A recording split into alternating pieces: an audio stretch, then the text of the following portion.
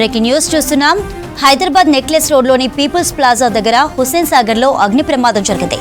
భారతమాత foundation ఆధ్వర్యంలో నిర్వహిస్తున్న భారతమాత మహాహారతి కార్యక్రమం సందర్భంగా పేల్చేందుకు 2 బోట్లలో బాణసంచా ఉంచారు. ప్రమాదవశాత్తు బోట్లోని బాణసంచా ఒక్కసారిగా పేలింది. దీంతో 2 బోట్లకు మంటలు వ్యాపించి కాలిపోయాయి.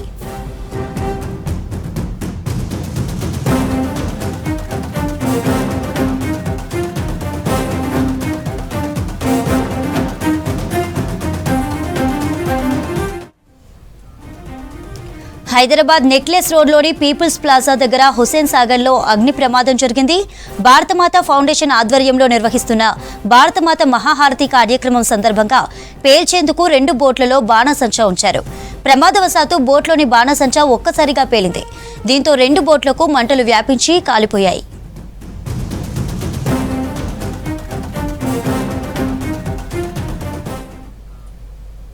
మరింత సమాచారాన్ని రామ్ ప్రసాద్ అందిస్తారు. రామ్ ప్రసాద్, ప్రమాదం ఎలా జరిగింది?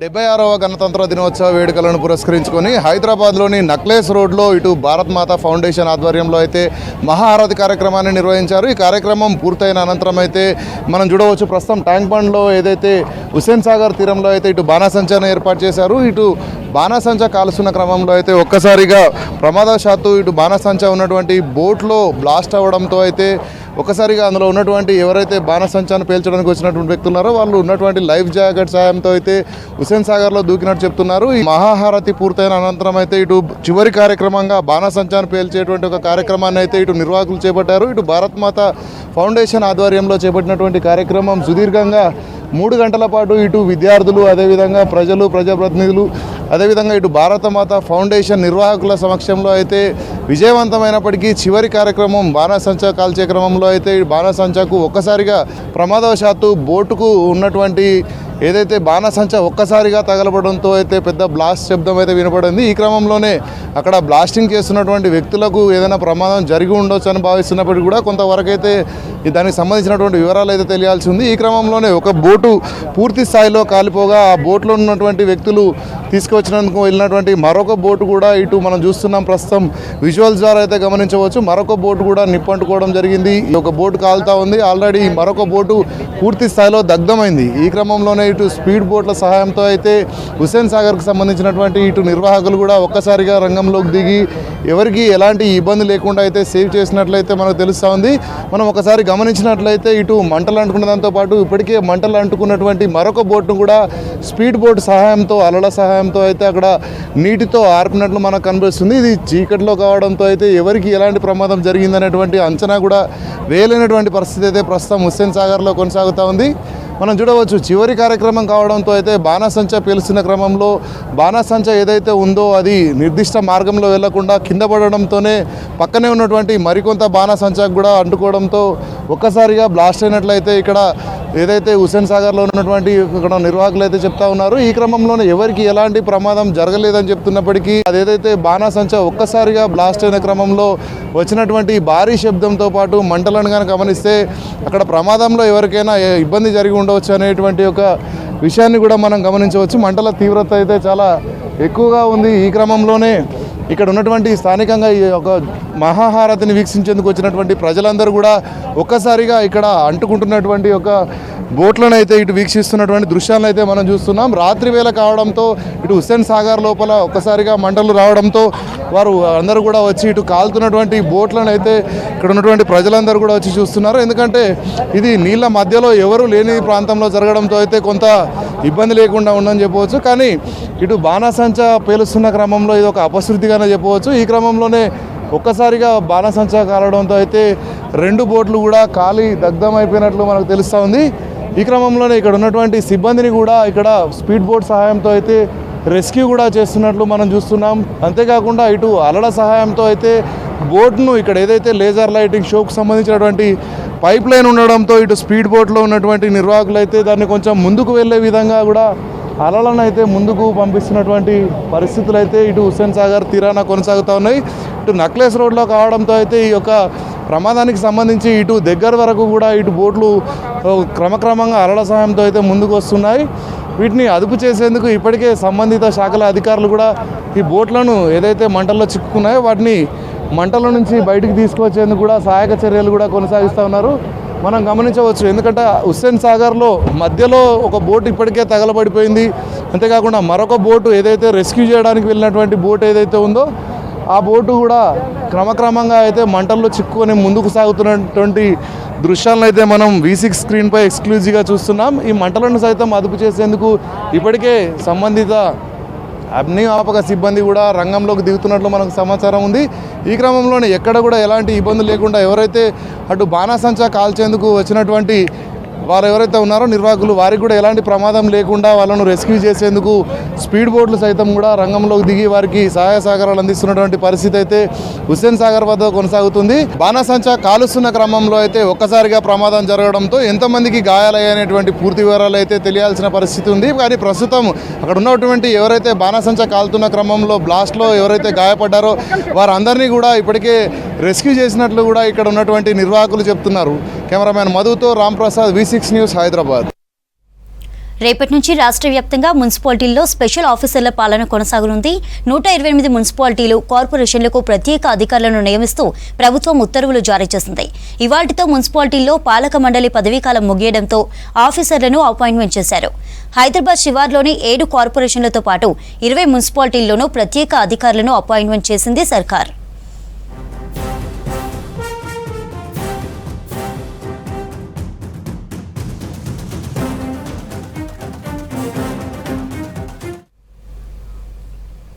రేపటి నుంచి రాష్ట్ర వ్యాప్తంగా మున్సిపాలిటీల్లో స్పెషల్ ఆఫీసర్ల పాలన కొనసాగనుంది. 128 మున్సిపాలిటీలు, కార్పొరేషన్లకు ప్రత్యేక అధికారులను నియమిస్తూ ప్రభుత్వం ఉత్తర్వులు జారీ చేసింది. ఇవాల్టితో మున్సిపాలిటీల్లో పాలక మండలి పదవీకాలం ముగియడంతో ఆఫీసర్లను అపాయింట్మెంట్ చేశారు.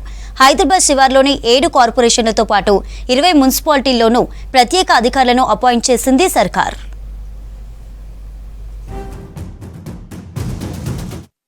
హైదరాబాద్ బంజారాహిల్స్లో భారీగా కల్తీ నెయ్యి పట్టుబడింది. ఫ్రైడ్ గీ అండ్ కర్డ్ షాప్పై దాడులు నిర్వహించిన ఫుడ్ సేఫ్టీ అధికారులు, పోలీసులు కల్తీ నెయ్యిని గుర్తించారు. కల్తీ పదార్థాలు, ప్రమాదకర రసాయనాలతో నెయ్యి తయారు చేస్తున్నట్టుగా తెలిపారు. కల్తీ నెయ్యితో పాటు తయారీకి ఉపయోగిస్తున్న పదార్థాలను స్వాధీనం చేసుకుని విచారణ జరుపుతున్నారు పోలీసులు.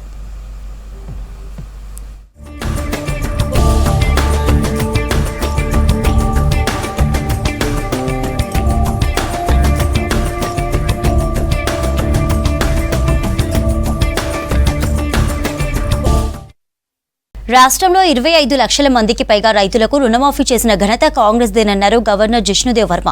సీఎం రేవంత్ రెడ్డి నాయకత్వంలో రాష్ట్రం ప్రగతి పదంలో పయనిస్తోందన్నారు. రిపబ్లిక్ డే సందర్భంగా పరేడ్ గ్రౌండ్స్లో జాతీయ జెండాను ఆవిష్కరించారు గవర్నర్. అమరవీరులకు ఘనంగా నివాళులర్పించారు సీఎం రేవంత్ రెడ్డి. తెలంగాణ రైతాంగం ఆకాంక్షలను నెరవేర్చేందుకు రాష్ట్ర ప్రభుత్వం కృషి చేస్తోందన్నారు గవర్నర్ జిష్ణుదేవ్ వర్మ.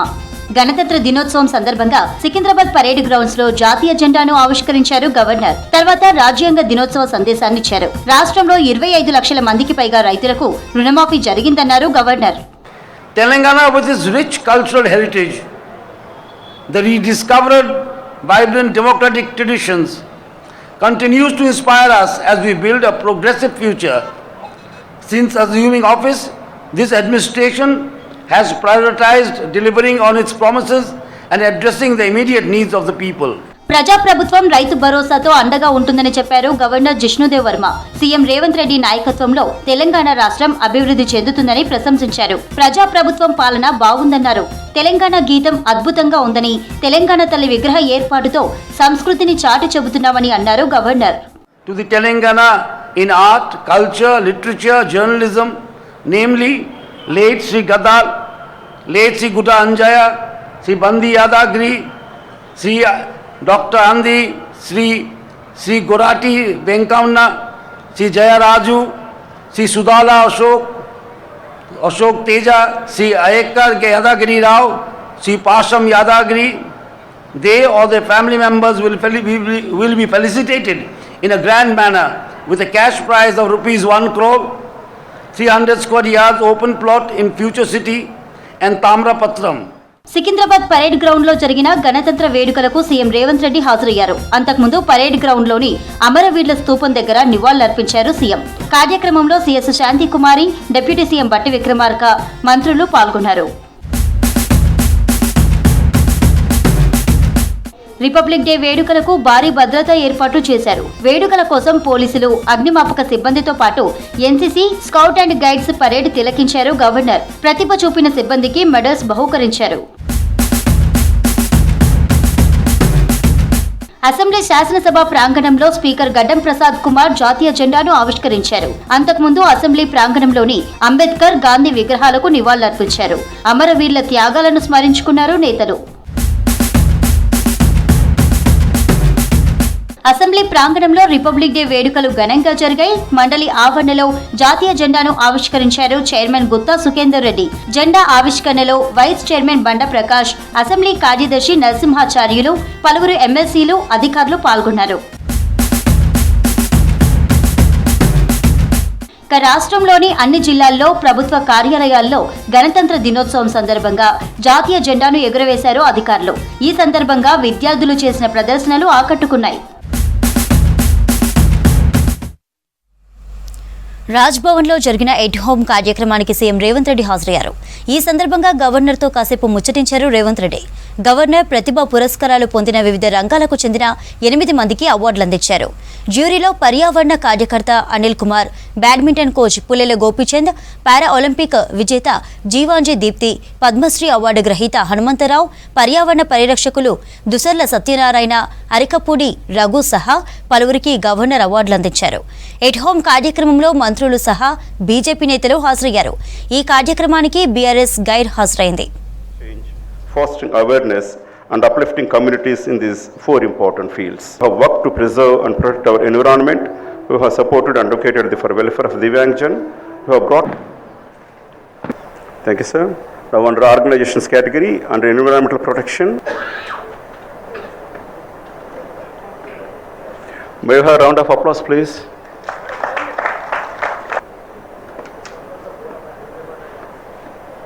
వీసీల నియామకం పేరుతో కేంద్రం కుట్రలు చేస్తోందన్నారు సీఎం రేవంత్ రెడ్డి. యూజీసీ కొత్త నిబంధనలు రాజ్యాంగానికి విరుద్ధమని చెప్పారు. రాష్ట్రాలపై జరుగుతున్న సాంస్కృతిక దాడిని అడ్డుకోవాలన్నారు. హైదరాబాద్ అంబేద్కర్ యూనివర్సిటీలో అంబేద్కర్ విగ్రహాన్ని ఆవిష్కరించారు సీఎం రేవంత్ రెడ్డి. యూనివర్సిటీలపై కేంద్ర పెత్తనం సరికాదని చెప్పారు. వెంటనే యూజీసీ నిబంధనలు ఉపసంహరించుకోవాలని డిమాండ్ చేశారు.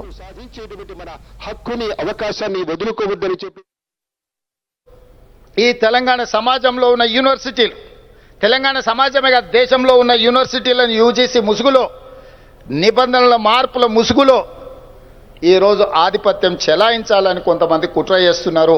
ఈ వివరాలు ప్రొఫెసర్ హరగోపాల్ గారు లాంటి మేధావులకు తెలుసు. యూజీసీ గైడ్ లైన్స్ మారుస్తున్నారు. మార్చాలన్న ఆలోచనతో ప్రతిపాదన రాష్ట్ర ప్రభుత్వాలకు పంపిస్తున్నారు.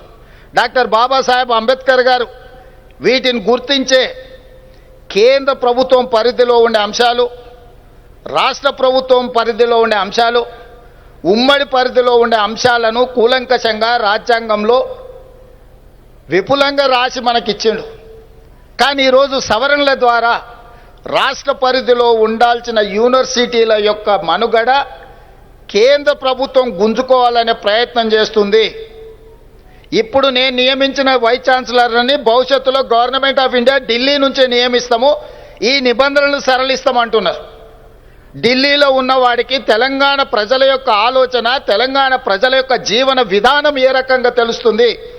ఈరోజు మన విద్యాలయాల మీద, విశ్వవిద్యాలయాల మీద పెత్తనము, ఆధిపత్యం వెనక ఒక పెద్ద సాంస్కృతిక దాడి ఉన్నది, ఒక కుట్ర ఉన్నది. ఈ కుట్రని మేధావులందరూ ఆలోచన చెయ్యాలి. అందుకే నేను తమిళనాడు చీఫ్ మినిస్టర్తో, కర్ణాటక చీఫ్ మినిస్టర్తో, కేరళ చీఫ్ మినిస్టర్తో కోఆర్డినేట్ చేసిన తొందరలోనే ఆంధ్రప్రదేశ్ చీఫ్ మినిస్టర్ గారితో కూడా నేను మాట్లాడదలుచుకున్నా. రాష్ట్ర ప్రభుత్వాలు నియమించుకోవాల్సిన రాష్ట్ర పరిధిలో ఉండే యూనివర్సిటీల వైస్ ఛాన్సలర్లను కూడా కేంద్ర ప్రభుత్వం యూజీసీ నియమిస్తాము అని అంటే మనం చేతులు కట్టుకొని కూర్చుంటే సాంస్కృతిక పరమైన దాడి జరగబోతుంది. ఆ తర్వాత ఈ విశ్వవిద్యాలయాలు కొంతమంది చేసే విష ప్రచారానికి వేదికలు కాబోతున్నాయి. ఇది మన సమాజాన్ని చీల్చడానికి ఉపయోగపడుతుంది తప్ప ఈ సమాజానికి చికిత్స చేయడానికి విశ్వవిద్యాలయాలు వేదిక కాకుండా పోయే ప్రమాదం ఉన్నది. అందుకే ఈ వేదిక మీద నుంచి ప్రధానమంత్రి నరేంద్ర మోడీ గారికి విజ్ఞప్తి చేస్తున్నా. ఈరోజు 76వ గణతంత్ర దినోత్సవ ఉత్సవాల సందర్భంగా ప్రధానమంత్రి గారికి నేను విజ్ఞప్తి చేస్తున్నా. మీరు చేసే దాడి, మీరు మార్చాలనుకుంటున్న యూజీసీ నిబంధనలు, ఇది రాజ్యాంగం మీద దాడిగానే మేము భావించాల్సి వస్తుంది. మా మీద మీరు దండయాత్ర చేయాలన్న ఆలోచన చేస్తున్నారు. మా ప్రజల మీద, మా ప్రాంతాల మీద, మా రాష్ట్రాల మీద మీకు అధికారం ఉంది కదా అని దండయాత్రలు చేస్తే అది మంచి ఫలితాలను ఇవ్వదు. మేమందరం సమిష్టిగా నిలబడి కొట్లాడుతామని చెప్పి సవినయంగా ఈ దేశ ప్రధానమంత్రి గారికి నేను విజ్ఞప్తి చేస్తున్నా. ఇది మంచిది కాదు రాజ్యాంగ స్ఫూర్తికి. మీరు కాదు, భవిష్యత్తులో రాబోయే ప్రధానమంత్రులు ఇంకా విపరీతమైన ధోరణితో, ఆలోచనతో వచ్చినప్పుడు. పద్మ అవార్డుల్లో తెలంగాణపై కేంద్రం చిన్నచూపు చూపించిందని విమర్శించారు సీఎం రేవంత్ రెడ్డి. పక్క రాష్ట్రం ఏపీకి 5 అవార్డులు ఇచ్చినప్పుడు రాష్ట్రానికి 4 ఇచ్చినా బాగుండేదన్నారు. తెలంగాణకు ప్రధాని మరో అన్యాయం చేశారని, దీనిపై త్వరలో లేఖ రాయనున్నట్లు తెలిపారు. రాష్ట్రం నుంచి గద్దర్, గోరేటి, జయదీర్ వంటి మేధావులు, ఉద్యమకారుల లిస్టును అవార్డుల కోసం పంపామని, కనీసం వాటిని పరిగణలోకి తీసుకోకపోవడం దారుణమని ఆగ్రహం వ్యక్తం చేశారు సీఎం. మందకృష్ణకు అవార్డు ఇవ్వడాన్ని ఆహ్వానిస్తున్నామని చెప్పారు. పద్మశ్రీ అవార్డుల్లో జరిగిన అన్యాయంపై తమ అసంతృప్తిని కేంద్రానికి చెప్తామన్నారు సీఎం రేవంత్. ఇంకొక అన్యాయం కూడా తెలంగాణకు చేసిండ్రు. మేము పద్మభూషణ్, పద్మశ్రీ అవార్డుల కోసం కూడా తెలంగాణ సమాజానికి ప్రతీకలైన గద్దర్ గారి పేరు, చుక్కా రామయ్య గారి పేరు, అందశ్రీ పేరు, గోరెటి వెంకన్న పేరు, జయతీర్ తిరుమలరావు గారి పేర్లు, వీటన్నిటినీ రాష్ట్ర ప్రభుత్వం నుంచి మేము ప్రతిపాదన ఇచ్చినాం. కానీ ఏ ఒక్క పేరు కూడా కేంద్ర ప్రభుత్వం పరిగణలోకి తీసుకోలేదు. ఇది మాకు కొంచెం బాధ కలిగించింది. మిత్రుడు మందకృష్ణ మాదిగకి ఇచ్చినందుకు మనస్ఫూర్తిగా నేను అభినందిస్తున్నా. కానీ కేంద్ర ప్రభుత్వం గద్దర్ను, చుక్కా రామయ్య గారిని, జయ జయ హే తెలంగాణ అందించిన అందశ్రీని, గోరెటి వెంకన్నను, జయతీర్ తిరుమలరావు గారిని అసలు పరిగణలోకే తీసుకోకపోవడం అనేది ఇది మన తెలంగాణ సమాజానికి కొంత బాధ కలిగించే అంశము. ఇప్పటికైనా ఈ ప్రాంతం నుంచి కేంద్రంలో ప్రాతినిధ్యం వహిస్తున్న పెద్దలు ఆలోచన చేయాలి. మిత్రుడు కృష్ణమాదిగకి ఇచ్చినందుకు మనస్ఫూర్తిగా అభినందిస్తున్నాం. సమాజంలో ఉండే చాలా రుగ్మతల మీద చాలా సంవత్సరాలుగా పోరాడిండు. కానీ వారితో పాటు ఈ 4-5 పక్క రాష్ట్రంలో 5 ఇచ్చినప్పుడు కనీసం మనకు ఒకటి తక్కువ ఇచ్చిన 4 ఇచ్చినా కూడా ఈ పెద్దలందరికీ గౌరవం దక్కు ఉండేది. నేను తొందరలోనే ప్రధానమంత్రి గారికి లేఖ రాయబోతున్నా. కేంద్ర ప్రభుత్వాలు ఇట్లా మన పట్ల వివక్ష చూపించినప్పుడు మనం ఎక్కడో ఒక దగ్గర మన నిరసన తెలపాల్సిన అవసరం ఉన్నది. ఆ నిరసన ప్రజాస్వామ్యయుతంగా ఉండాలని నేను బలంగా నమ్ముతున్నా. ఈ వేదిక మీద నుంచి మా అసంతృప్తిని కేంద్ర ప్రభుత్వానికి తెలియజేస్తున్నాం. తప్పకుండా కేంద్ర ప్రభుత్వానికి ఈ అంశాల మీద రాష్ట్ర ప్రభుత్వం లేఖ రాస్తుంది. అదేవిధంగా మిత్రుడు గంటా చక్రపాణి గారు అన్ని కాలేజీలల్లో ఫీ రియంబర్స్మెంట్ మీరు అమలు చేస్తారు, ఓపెన్ యూనివర్సిటీలో చదువుకునే విద్యార్థులకు మాత్రం ఫీజు రియంబర్స్మెంట్ ఇవ్వట్లేదని వారు ఇప్పుడే నా దృష్టికి తీసుకొచ్చారు. తప్పకుండా అంబేద్కర్ ఓపెన్ యూనివర్సిటీలో చదువుకునే ప్రతి విద్యార్థులకు రాష్ట్ర ప్రభుత్వం తరఫున మీరు చాలా చిన్న ఫీజు 4,000 ఉండొచ్చు అనుకుంటున్నా నేను. యాదాద్రి భువనగిరి జిల్లా బొమ్మల రామారం మండలం యావాపూర్లోని యువ డిఫెన్స్ అకాడమీ యువ జూనియర్ కాలేజీలో గణతంత్ర దినోత్సవ వేడుకలు ఘనంగా జరిగాయి. ఈ వేడుకలకు రిటైర్డ్ కల్నల్ కె నగేష్ ముఖ్య అతిథిగా పాల్గొని జాతీయ జెండాను ఆవిష్కరించారు. ఈ సందర్భంగా విద్యార్థులు చేసిన కవాతు, మాక్ డ్రిల్స్, వివిధ కార్యక్రమాలు అందరినీ ఆకట్టుకున్నాయి. ఈ కార్యక్రమంలో యువ ఎడ్యుకేషన్స్ డైరెక్టర్ నందికంటి భాస్కర్, చందన, ప్రిన్సిపల్ పీజీఎల్ శాంతి తదితరులు పాల్గొన్నారు. మన భారతదేశ ప్రజలని దాదాపు 200 సంవత్సరాలుగా అనేక మంది అప్పట్లో రాజులు, తర్వాత బ్రిటిషర్స్, ఇలా డిఫరెంట్ వాళ్ళు పరిపాలించి